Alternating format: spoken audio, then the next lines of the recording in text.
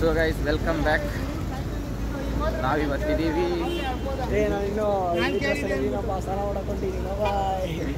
So ಇವಾಗ ನಾವು ನಂಜನಗೂಡಲ್ಲಿದ್ದೀವಿ.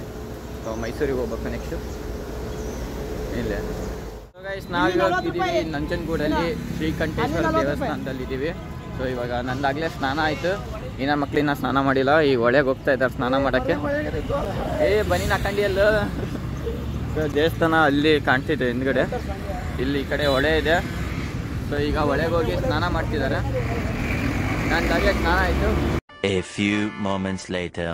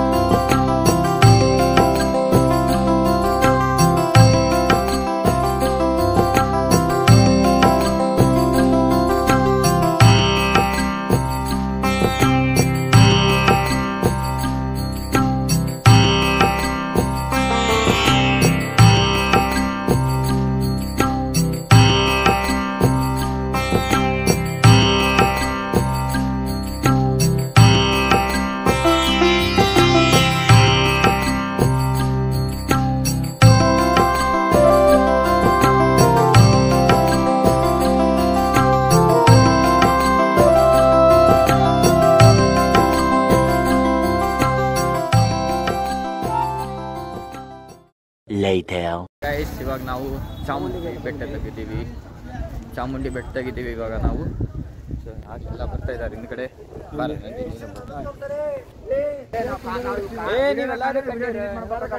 ಎಲ್ಲರೂ ಕಂಡಿರೋ ಬಾರಳಿ ಎಲ್ಲಿದ್ದೀವಿ ಹೇಳಿ ಇವಾಗ ನಾವು? ಚಾಮುಂಡಿ ಬೆಟ್ಟ ಇದ್ದೀವಿ. ಒಳಗೆ ಬರೋದು ರಾತ್ರಿ ಆಗುತ್ತೆ. ಬಾರಮ್ಮನ ಬಾರ ನೀನು.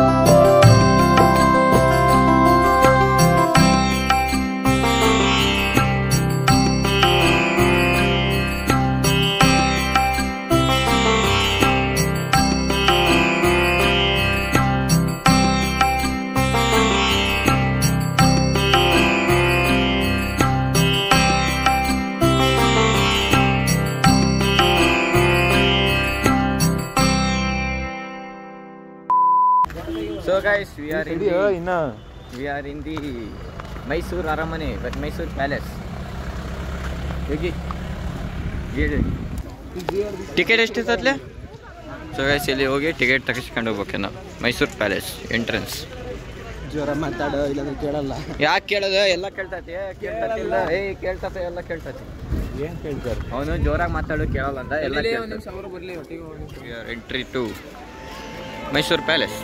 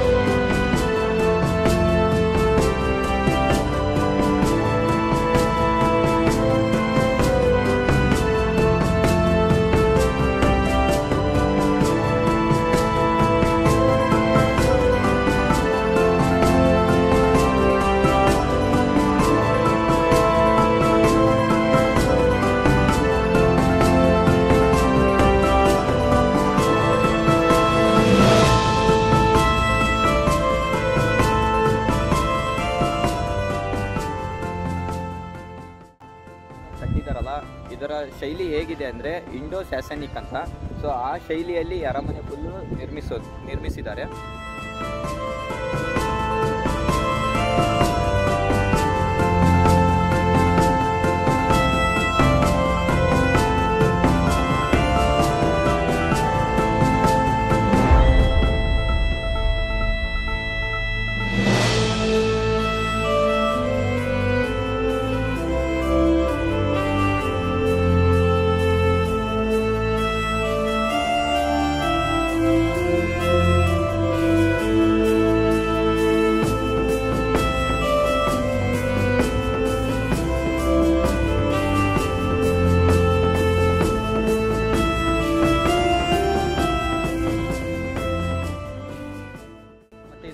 ಯಾರು ಕೆತ್ತಿರೋದಂದ್ರೆ ಹೆನ್ರಿ ಇರ್ವಿನ್ ಅಂತ ಇದರ ಶಿಲ್ಪಿ ಬಂದ್ಬಿಟ್ಟು ಇದರ ಕೆತ್ತನೆ ಎಲ್ಲ ಮಾಡಿರೋದು ಅವರು.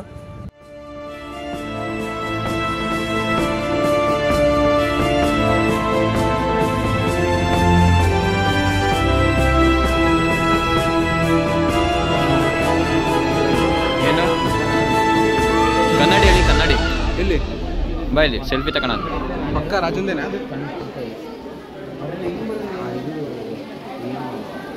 ಕನ್ನಡಿ ಇವೆಲ್ಲವು.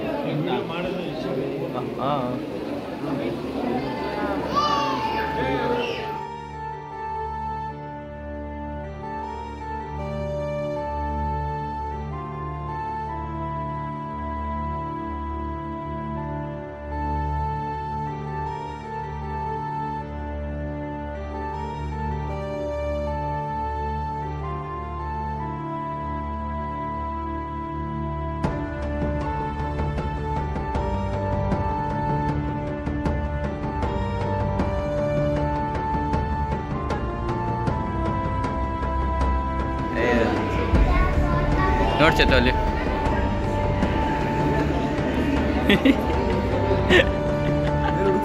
ನೋಡಿ ದಿ ಬಾಯ್.